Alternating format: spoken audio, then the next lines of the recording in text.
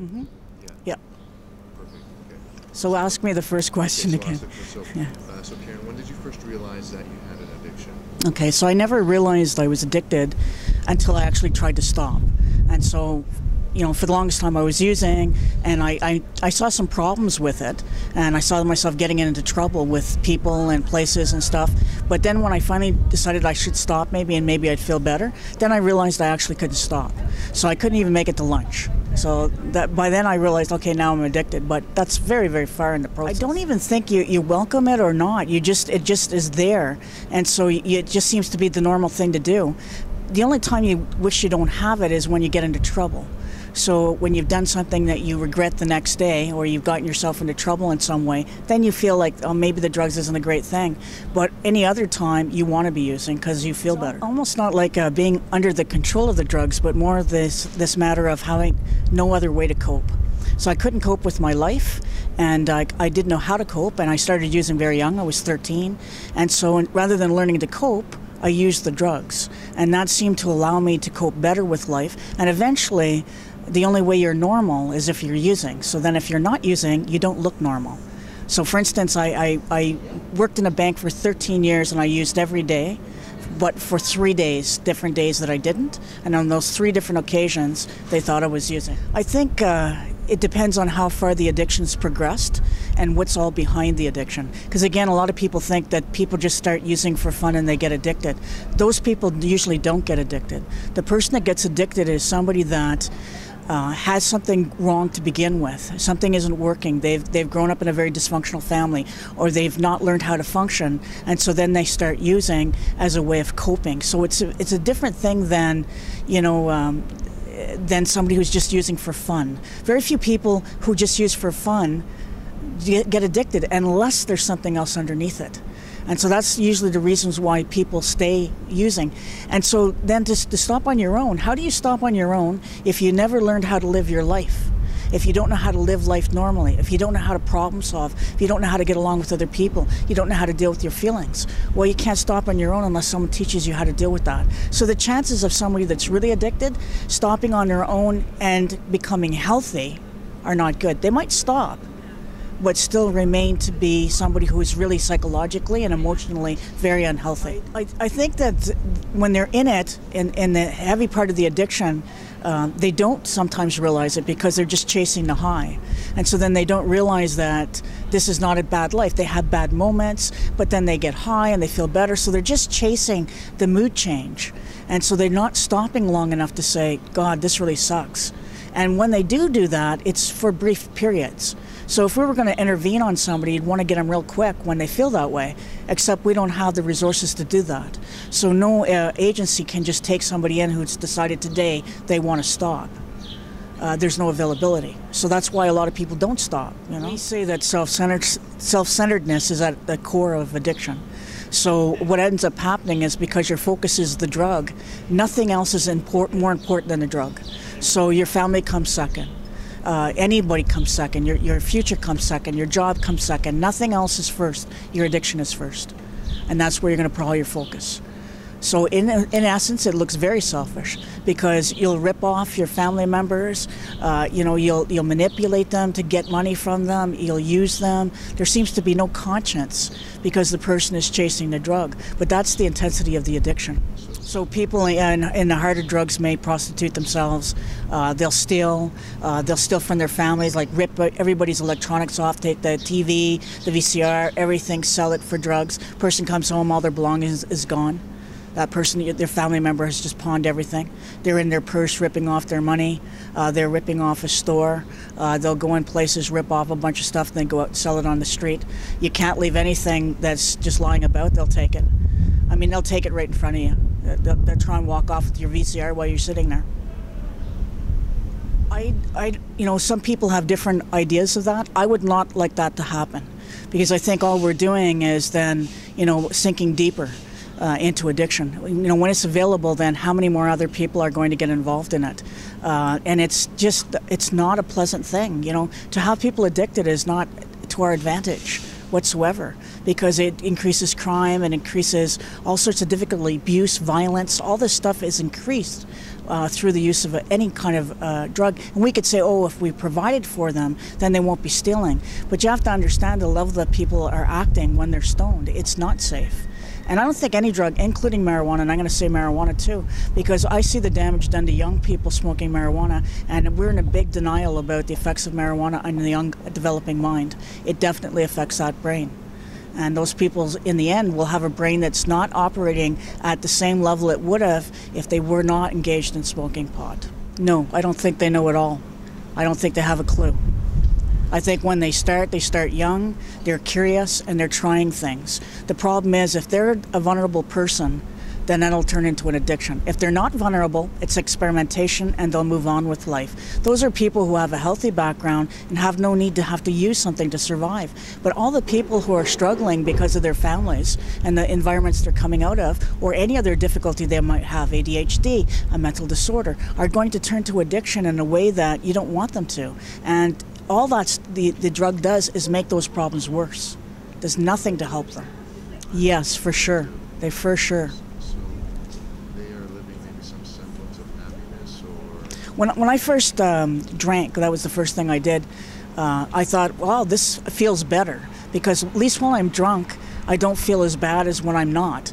Now, mind you, the next morning I felt worse, and I had things to be ashamed of, so that only made matters worse. But the next time I drank, I felt better when I was drunk. So you kept grabbing onto that because you're trying to escape a painful place. And you keep using the drug to try and escape that and make yourself feel better. And I remember the first time I tried chemicals, I thought I just landed. I thought, this is great. I want to be stoned for the rest of my life. I think that addiction left unchecked ends up to be a negative thing.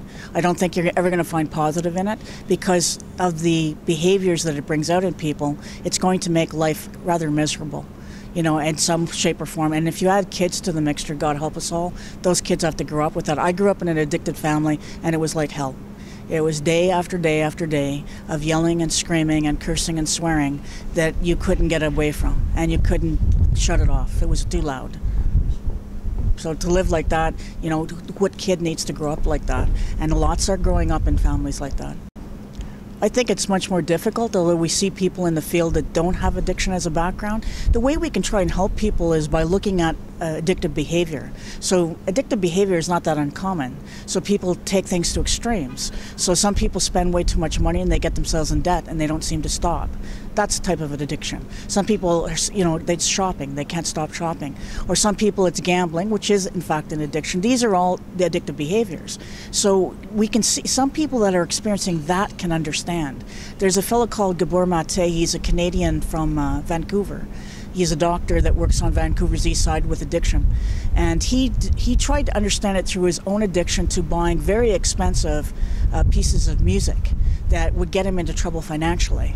And he saw it as similar, and I think he really did get it. You know, he obviously it wasn't as severe, but still was problematic. So in some ways he could make the link. And I think that's the way people can make the link. I think without that, any of that, I think it's a little harder to understand what it is that's pulling people in. Why do people keep doing it when there are negative consequences? Oh, for sure it's irrational. It's impulsive, compulsive, and obsessive. And those things are really running rampant in addiction. So you've got a lot of impulsivity, a lot of compulsivity, and you have a lot of inability to delay gratification. You want it really quickly. So it's all stuff that's not very rational. I think so, but the problem with severe addiction, for instance, is whatever started the addiction is so severe and so traumatizing, you don't want to know those stories. I'm going to guarantee you. You don't want to know what they are. They're way too horrible for you to ever want to hear. And these people had this stuff happen to them as children. And every time they start to get straight, all that stuff emerges. And try and contain that. And then we have to ask, do we have a right to say you should face your demons and find a way to deal with them? That is a sort of ethical issue. Should we say, well, maybe they need to medicate themselves for the rest of their life because the pain is so intense? I would like to think that we'd find a way to be okay with ourselves and that we could help somebody through it in a compassionate way. But there are not enough services to do that right now. And I think that's why a lot of the severe addiction that we see is kind of hopeless in many ways. And in the end, it will end up with somebody's death. You know, I've seen people fall off bridges, jump off apartment buildings, all sorts of things around there. You step right into traffic deliberately, hang themselves off a bridge. These are all things I've actually seen. Well, not seen visually, but that were clients and people I worked with. So we see a lot of that in addiction. There's a huge amount of trauma under addiction, and opiate addiction is highly linked to trauma. So a lot of the people that are doing heroin, for instance, there's often very severe trauma behind the heroin use. And I think once you get in deep enough too, then you get traumatized more, because now you're living in an environment where lots of things are happening. Somebody might beat you up, someone might rape you, and nobody really cares. So it just, that stuff never gets dealt with. I mean, someone gets raped that we consider innocent and everybody pays attention. But these people could be facing that every day. Nobody gives a crap what happened to them. So they have to deal with not only the trauma of their past, but all the trauma that accumulates because of their lifestyle. I think it plays a big part because I think we have to be caring people to that person. Often what I see is unparented people. I used to think addiction had a lot to do with attachment. That initially these people have had no healthy attachment in their life ever. And that through, for instance, recovery rooms like 12-step meetings, they find attachment with each other, who will understand them and accept them and not judge them, because everybody's been in the same place. So for once in their life, they get acceptance. Where prior to that, they may have had no acceptance within their family, no acceptance within the school, because maybe they had ADHD and they couldn't behave properly. And so, they were mistreated there, or they were not popular and they didn't have self-confidence. So people, ridiculed them or bullied them. So they've had a whole history of this. They really need people who care, who are willing to be sensitive enough to care for them, and also willing to understand they're going to be a bit rough around the edges and they're not going to interact in the best way. So, we have to understand some of their behaviors as well that kind of alienate people. That's kind of there to protect them. They've built up a lot of walls to keep themselves safe. So even when you reach out to help them, you're going to find that there's a lot of defenses there. And so we have to be able to look beyond the defenses and understand that there's a painful human being inside there that just needs someone who's going to care for them and reach to them. And I think that's the definition of humanity, and if we don't have that, we don't have humanity. None of these people are discardable. And any of us that think we should discard these people needs to look at themselves and ask themselves, what kind of human being are you?